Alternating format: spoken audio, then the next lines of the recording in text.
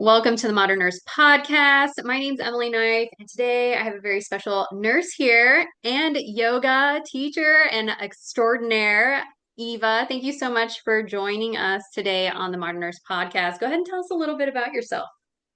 Hey, so my name is Eva ZobianWolf. I'm the founder of Eva Z Wellness. I've been in healthcare for almost 25 years now. It's just crazy to think that it's been that long. Been a nurse for the majority of it. 10 years was spent in ICU, and 8 of that was as charge nurse. And so the level of stress that I experienced in my life was very overwhelming. One of the things that I found for myself was I got to a certain point where I realized I had no joy. I was not feeling any extreme levels of any emotion. But the biggest thing that I realized was I wasn't laughing. I wasn't having fun Wow. in my life. And I was missing that portion of myself. And that's when I sought out yoga. And I was really fortunate that I found somebody that was very similar in the way that I wanted to embody yoga in my life. That was the way that she taught. And so the whole program that I've been through with my 200 hour, my 300 hour, and then going through the 1,000 hour program of yoga therapy, all of that was in trauma informed, trauma sensitive, uh, therapeutic based yoga. And when I started that journey, that's when I really started to see more of myself. Like that mirror came up, and all of a sudden I realized I had been on autopilot for so long, that I wasn't being true to myself. I wasn't doing things for myself and compartmentalizing a lot of my emotions rather than dealing with it. And so the more that I traveled in my yoga journey, the more that I unraveled just exactly how deeply entrenched in stress and unhealthy coping mechanisms that I was in. And so I ended up leaving the bedside and pursuing yoga therapy full time because when I started working with clients, what I saw was they were getting phenomenal benefits very quickly. They just needed to be taught the right way to, and not my way, but the way to Right. listen to their own body, the way to listen Yeah. to their own sensations, and to make subtle adjustments in their life that improved their energy, improved their sleep, improved the way that they connected and interacted with their family members. And it's such an important aspect of being a human being. And then Yeah. bringing it into the nursing field, there's just so many benefits to it because a lot of nurses, like myself, have no idea the level of stress that they have been carrying for so long, Yeah. and that it doesn't have to be that way. Yeah. Yeah. Absolutely. Yeah. You make so many good points. And I know so many nurses are just like, if you're listening to this, you're probably like just nodding your head, like, yes, like I have felt that way. And it's like, it's just rampant. It's probably like 100%, I would say. Like, probably all nurses feel this way at some point, that overwhelming feeling and that like autopilot. So let's talk about this autopilot because Eve and I both have very similar backgrounds. We're both yoga certified. I have my 500 hour. And so we have a lot of tips and tricks that we're going to share with you. But you can also find us in the Nifty community, the Nurses Feed Their Young community. We're both in there. So you get a double dose of all the awesome modalities that are outside of a traditional taught nursing, right? Which is really important. So we're going to share some tips and tricks today for nursing students, for nurses, or even for your mom or your dad. Like these can help everybody quite literally, even your kids probably. So we're going to go ahead and share three each. So I'm going to have Eva start first. So what do you have, Eva, for your first skill to share with us? This one is super, super simple, and it is such a powerful way to get off of that autopilot and to be present and connected in your body by simply bringing one hand to your heart and one hand to your belly, and then just paying attention to how your breath moves in your body. Just simply breathing in and then breathing out. Doing that for 2 to 3 breath cycles, and then slowly shifting into a longer exhale. Breathing in, long, slow breath out. Breathing in, long, slow breath out.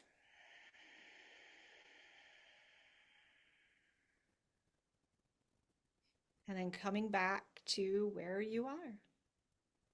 Oh, I feel so much calmer already, just in that like 30 seconds, right? Our breath is so amazing. Our breath is so amazing. So why the long exhale on the end? Why would that be different than taking a long inhale?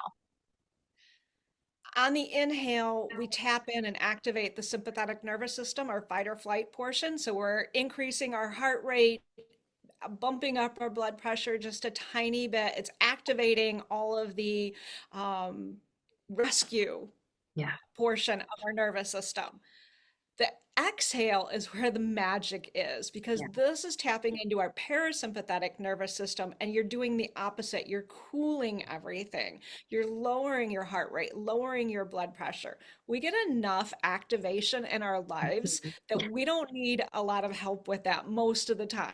Yeah. But what we do need is that balance brought into our nervous system. And by doing that longer exhale, you're immediately bringing a sense of calm. And by having our hands on our body, we're tapping into that mind body connection, and Mhm. we're telling our body and our brain, you guys work together and you're supposed to work together. So let's do that right now. Yeah. So it really anchors in that sensation of I'm here right now and I have control over this moment. Yeah, I love that. Yeah, and everybody can like there is no contraindications to using your breath. In fact, if you're not breathing, you're probably dead. So breathe more, right? So to go with Eva's skill of the breath, I want to piggyback on that. And the skill that I'm going to use is from dialectical behavior therapy. It's just emotional awareness. So I think a really good option maybe while you're doing the breath work is to tap into notice how you feel. And feelings are not thoughts, they're just these kind of signals from our body, and we can either choose to respond or react. But sometimes we can just be like seeing them on their little stepping stones or watching them go down the river, right? So I think while doing that, it's really cool because I didn't feel anxious, but I felt a little heightened, right, before stepping into that breathing. And I could notice as I was exhaling, my shoulders and my kind of anxiousness went away and even dissolved as my shoulders started decreasing. So I think that's a really cool option to pair with that breath work. And you can really do notice a profound effect. I think, especially, I like to teach nursing students upon wakening, notice your baseline, notice how you actually feel that day, because you're going to see about 25 to 50 people that day, and you're going to get all of their stuff. And so it's important to keep mindful of your own baseline because you're going to be emotionally bombarded all throughout the day as a nurse, and we don't want those emotions coming into our emotional complexities because we have enough of them, right? So maybe trying to notice your emotions. You don't have to name them, right? You can just be like, oh, I feel a little funny right now, or I don't feel so good, right? So you could start to expand those emotional words, either with myself or Eva, if you want to get with us and start to expand your vocabulary there. So all right, Eva, what's your next one? So the next one actually builds onto that a little bit. It's I something love this. that we do every single day. And again, just like you said, if you're not breathing, you're probably not here. Um, but we also have we're just standing, right? How many times do you walk somewhere and then you just stop and you're standing, whether it's in the grocery store and you're walking around or at work in between patients or just walking through your house and then trying to remember, why did I walk into this room? Um, you know, these are all things like, as an ICU nurse, I can't tell you how many times I walked into a space in my house and went, why did I come here? I know I had a purpose. Like I was determined to get here, but why did I get here?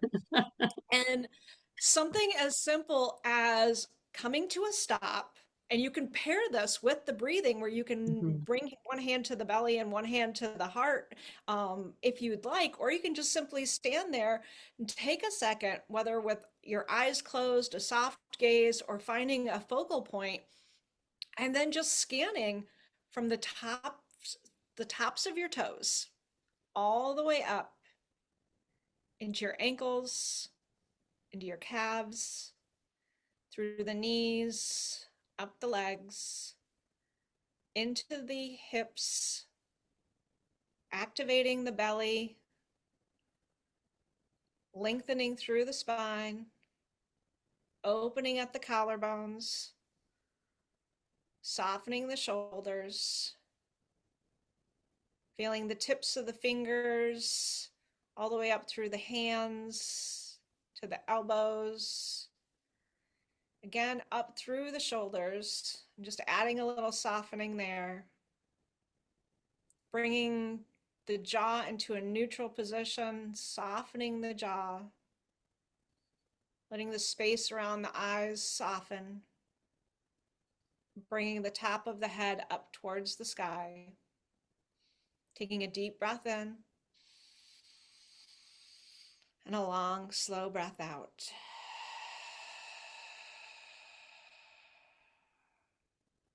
And you can stay here and do it again, or you can continue on and say, okay, now I'm ready to move forward. I love that. That was so good. It's like a backwards grounding. Yes.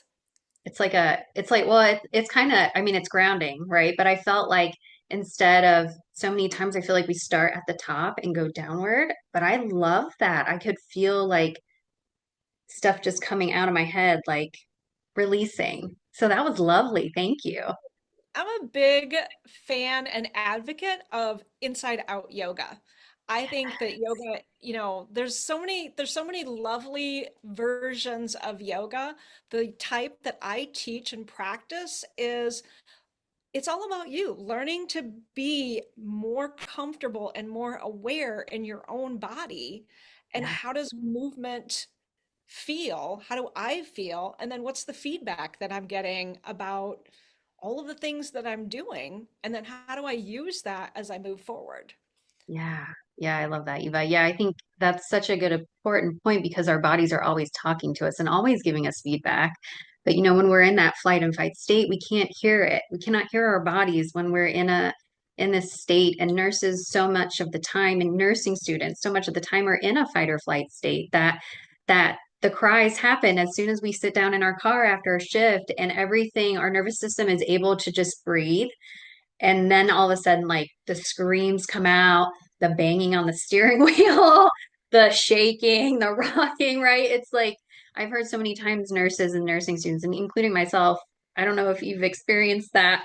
I'm sure you have. Oh, yeah. In the You know? bathroom, in the bedroom, in Yes. the car. Yeah. So yeah, that's such a beautiful thing. Even if you're like standing, waiting to get a med, you put in all your information, you're about to get the med, like just do that cool scan. Yeah. And just maybe hold the machine and like ground yourself. I think that's so important. And it's actually piggybacking on the next skill. I am just loving this. I can't tell you. Like this is so amazing. So thank you, Eva, for being here. All right, the next skill is also from dialectical behavior therapy. All the skills that I'm teaching today are from DBT, which I'm certified in.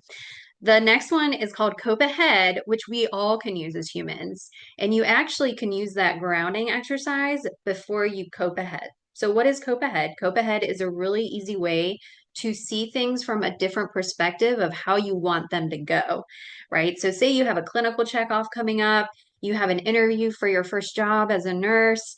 Maybe you are about to retire and you see things going very great for you. It's not that. Cope ahead is seeing things happening for you, not to you. And so, Cope ahead is a really easy way to kind of like role play the situation you're about to step into. Um, I used to not like interviews, but after I was in the Air Force and did a lot of work being in front of people, I use Cope Ahead so often now because I want to picture myself doing it well. And I think this is really helpful for nursing students, especially because clinical checkoffs, as you know, Eva, they're horrendous. They're nerve-wracking. They make you want to poop yourself and drink bottles of vodka. But we're not doing that. We're going to use all these skills. So Cope Ahead is envisioning the checkoff. I'm envisioning every step that I'm doing in the checkoff. And then I'm looking at the instructor, and the instructor's like, wow, you did such an amazing job on that clinical checkoff. Checked off 100%, moving on with my day, right? So it's that imagery, the visioning that we can use. And as little kids, we use our imaginations quite a bit. But as we start to get older, our imaginations kind of go away. And that's really what brings life into us. If we can imagine it, it can come into the physical form, which is really cool. So if you can imagine things going well for you in that job interview, if you can play it through your head, like these are all the steps, and keep replaying that until that moment actually happens, ground, envision, and then go and see how that helps you because I want to know, but I know it helps me all the time. Do you use that at all, Eva? Like I coping do coping actually. head? Yeah, Yeah. absolutely. Absolutely. Yeah, because I mean, you said earlier, recognizing that our feelings and our thoughts, they are not necessarily what we think they are.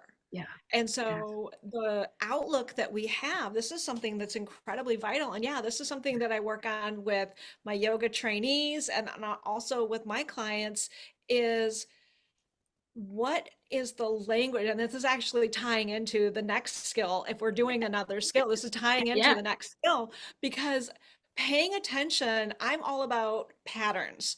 Mhm. And neuroplasticity is just huge. The fact that we just now are starting to understand that this is actually a thing really is just kind of astounding. Because whether it's a pattern that you have in your body, where how you move, how you stand, how you sit, that pattern creates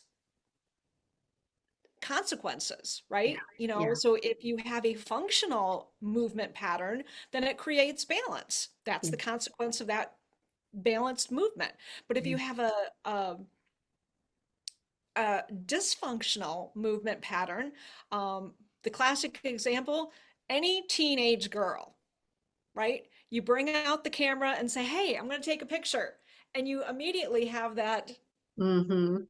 contortion that happens of the body, right? Yeah.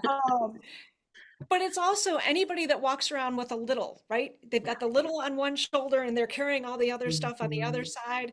And you develop that pattern of how you walk and move and navigate over the course of several years.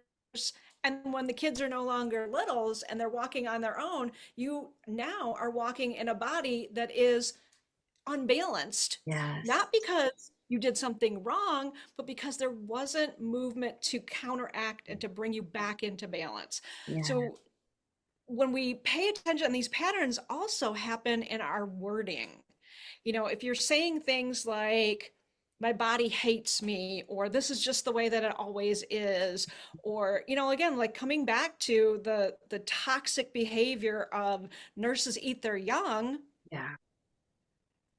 anytime somebody says, well, this is just the way it is, okay, that's a pattern. That's a pattern that we can shift by simply saying, but it doesn't have to be. Yeah. And Yeah. so when we start to focus in on what are the words that I use all the time? What's the energy that I'm surrounding myself with? Is it empowering energy or is it energy that says, you can't do that crap? Yeah. Then how do we pay attention to that and then make subtle changes? Yeah. And something as simple as, I am powerful. I am confident. I am valuable. Yeah. Those subtle shifts, by just saying those out loud, not only does it get put out into the universe, but it also gets imprinted in our body. Yeah.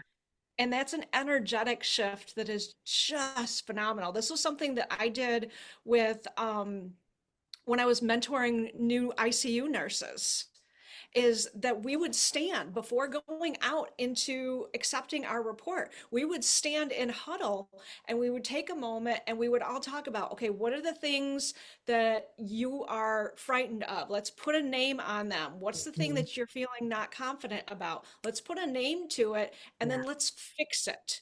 Yeah.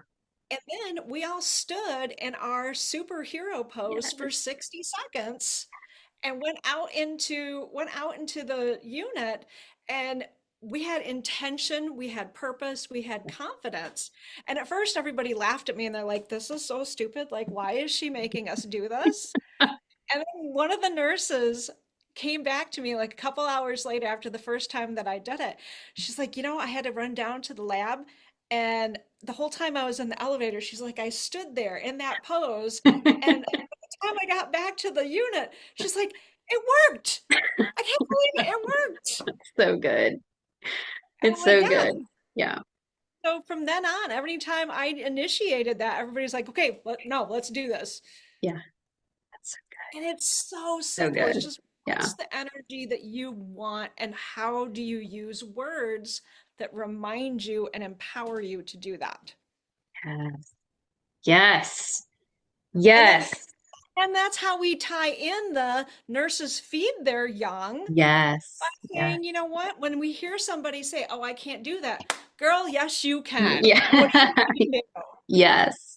Yeah, because there's like 20 experts in that community. So you have advantage to finding the person that says no, but you'll find it in that community, the person that says yes, like you can do this because I'm already doing it, right? I love that. And I think that's so important. It kind of goes back to like, if I know you're familiar with these people, but others might not be, but I'm just going to throw out some people's names. Bob Proctor, he's big on gratitude, abundance, manifestation. Joe Dispenza is another one that comes to mind. And they're really all about, what you say to yourself is more important than the medication you take. Gabor Um, Mate. I mean, that's yeah. just like, oh, and you can't forget, you cannot go. This is like one of my absolute all-time favorite books, The Body Keeps the Score. Yes, I love Bessel that van book. der Kolk. I Yeah. mean, come on. Yeah.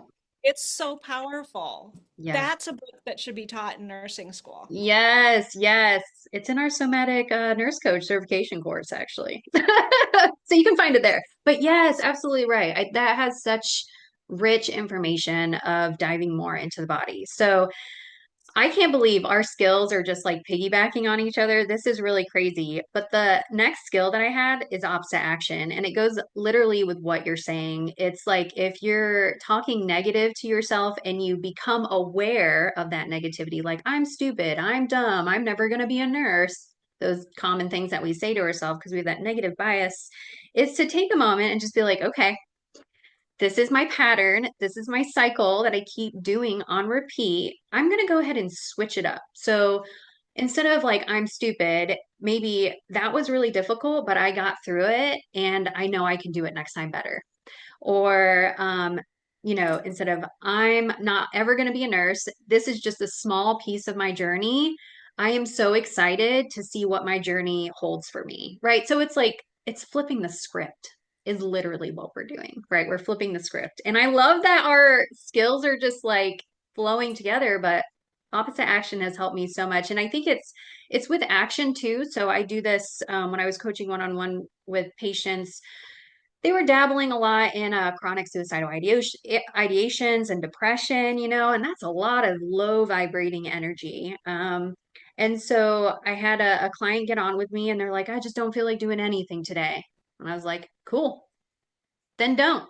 Then don't. But what if you had a magic wand and you're like, I'm going to do this today, what would that be? And they're like, well, I'm going to go for a walk. I'm like, all right, cool. Put your shoes on. Let's go. We're going to go for a walk. You're going to hold me on the phone and we're just going to go for a walk together. Right. So it's like that emotion, the motion is going to put you through the process of processing that emotion. Right. So it's like, if you're depressed, that's a good time, which I don't like to say depression because it's really compression. Your body, for some reason, is like, this isn't sitting so well with my soul right now. You need to take a break and figure out what you need to do. It's not sit around and victimize yourself. It's like go time. Your body's like, you need help.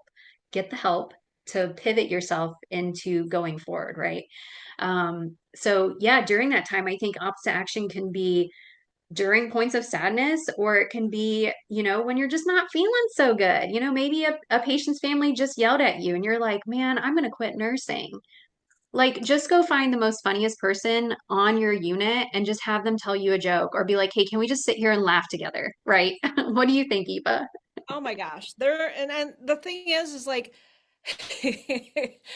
I'm laughing because I've literally had this conversation with a friend of mine, and we call it the sputum conversation. Yeah. Because, and for those that aren't nurses, sputum's the crap that you cough up, and then the more Oh, gunky it is, the more disgusting it is. And my best friend was having an issue and was crying, crying, crying. And it was a cyclic issue, right? So being a perfect best friend, I was supportive. And then I said, okay, I'm supportive and I've been supportive, but you can't be stuck here. So I was actually working in microbiology at the time. And so I just started talking about something that I had seen that day. And she was in the bathroom stall and she came out and she was just tears rolling down her face and she's laughing so hard. She's like, "What is wrong with you?" I love it. And I was just like, you were kind of spiraling there and I needed Yeah. something to get you out of that. So, yeah, my weird nurse sense of humor went there. So, Yes. Yeah. you're welcome. Yes.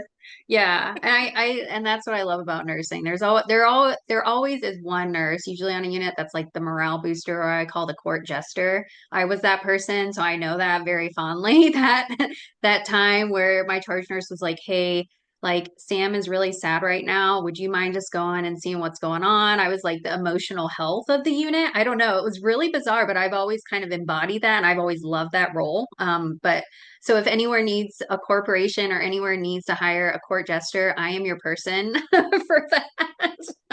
But yeah, you're absolutely right. It's that's why it's so important that nurses stick together. And that's why just another shout out to the Nifty community is that change from traditional nursing, where I felt like it was a very egotistical, self-driven way of going about things, because it's not so much teamwork oriented. It's like who can get to the top. It's not like a collaborated effort. It's like, I want to be a charge nurse, so this is the step I'm going into, right? Coming from a military background, it would be like, we all are going to win. How can we get to the top? And I know that exists within your leadership because you speak about how you gathered all those nurses and have them step into their confidence pose, right? So I know that exists, but it's a very small percent, unfortunately, in the nursing realm. And so when I stepped out of that and came into this online sector, it's mind blowing how many nurses are like, let's get together and collaborate and share and do stuff together so we can all rise up together rather than individuals. So, yeah, so thank you for sharing that. Do you have one more, or is that it? I have an action that people can take. It's a breath practice. So I'm gonna take my yoga blocks that I used as a stand to hold my laptop off. Uh, Yes. um, and this is a breathing technique that I use with actually, I use this a lot. I also volunteer with an organization that works with veterans and first responders with PTSD. And when I lead yoga with them, and then anytime I go on to a nursing unit and into the hospital to teach practices, this is something that I use because it's kind of silly looking, but it's so powerful. And Yeah. so it's simply a breath of joy. And you're probably familiar with this, where it's three inhales and then an exhale. So the first inhale is bringing your arms out in front of you. Take another inhale, bring arms out to the side. Third inhale, arms reach to the sky. And then exhale and drop the arms down. So you're swinging the arms behind you, come back up. And we're going to do that 3 different times. Okay. And we're going to get faster with each breath. So first, breathe in, exhale. Come back up. Inhale, inhale, inhale, exhale. And we're going to go faster this time. Inhale, inhale, inhale, exhale. And then slowly bring yourself back up to stand. I love that. I love the breath of joy. I used to do that with my nursing students before we went into mental health clinicals. Also, I like even just forward folding, just like taking a deep breath and being like, like just vomiting air everywhere. Yes. Oh my gosh. Yeah. And there's so many amazing breath practices Yeah. within yoga, and it's just learning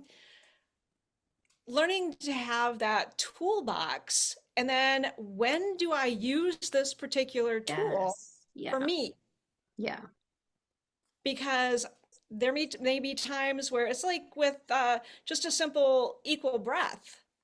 A lot of times people say, just do an equal breath. Breathe in four, breathe out four. Well, that's fantastic. But what if I start feeling anxious after two or three breaths? Yes. So learning to just adjust those things and say, okay, well, for me, equal breath is breathe in four, breathe out six, or breathe in four, breathe out eight. It just depends on the state of my nervous system in that moment. And having that flexibility in our mind as well as in our body, uh, these are just tools that we can use throughout our day and sprinkle them in little places so that we are responding instead of reacting. Yes. Respond instead of react. That I had is, this yes, so um, important.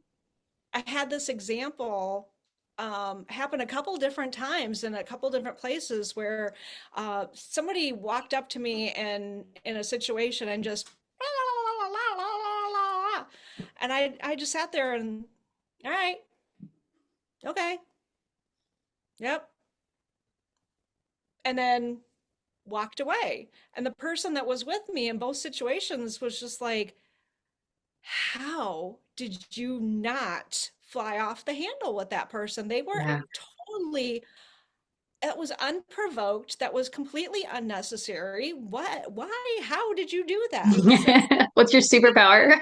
I was like, honestly, it's yoga. Yeah. Yeah. Because me of 5 years ago totally would have responded, not responded. I would have reacted. I would have been Yes. heightened, and it would have stayed with me Yeah. the entire day. It would have Yeah. carried home. I would have yelled at my husband for something stupid because Mhm. I was holding on to that.